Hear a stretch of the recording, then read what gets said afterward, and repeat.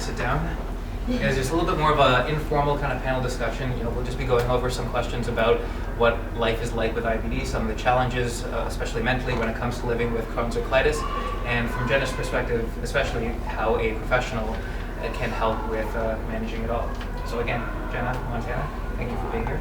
I guess we'll start off with a question from Montana.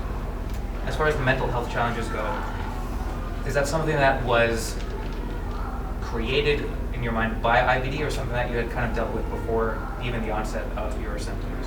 Right, so yeah, I've dealt with mental health issues. I dealt with it way before I was diagnosed with inflammatory bowel disease. I actually was diagnosed with leukemia when I was 7, so I've had quite a spectrum of physical issues in my life, and was on chemotherapy for 3 years, from 7 years old until 10 years old. And I think that when I look back on it, I see a lot of similarities in terms of the fact that, I was treated at Sick Kids Hospital. I couldn't have had better oncologists and better support in terms of the physical symptoms. I think that the mental health and emotional impact of having childhood cancer was never addressed. And I think that took a huge toll on me that never quite was resolved.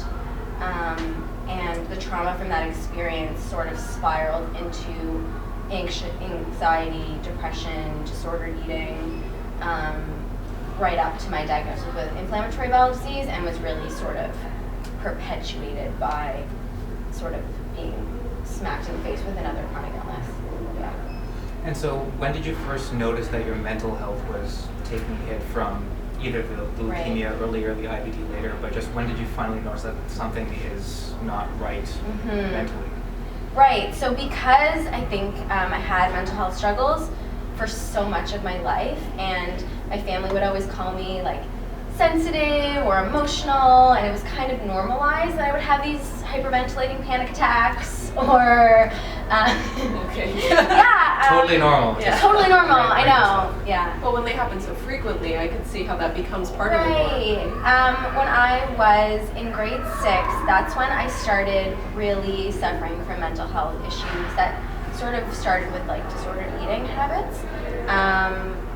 And I should also say that, when I was diagnosed with leukemia and I was on chemotherapy, I'm sure a lot of us are familiar with that friend and foe prednisone. And being on prednisone, gaining weight, having my weight and height tracked very zealously by the oncologists and by the doctors at Sick Kids, I think that the unintended consequence of that was me feeling very much ashamed of my body and the fact that I had gained weight as an 8-year-old with cancer. And that also, I think, perpetuated that feeling of like, I need to lose weight. And so I started like carrying around this calorie book and restricting. And I had an appointment at the hospital, and they basically said to me, like, if you lose 1 more pound, we're admitting you to the anorexia ward for Sick Kids.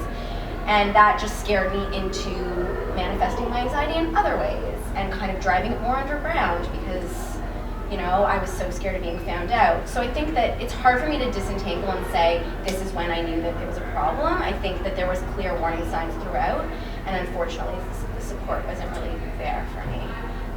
But when the IBD hit, I was 17, and that's when I think it got so severe that I was like, okay, I need to deal with this, because I knew that I was old enough at that point to realize that there was something seriously wrong and that I needed to find support for myself.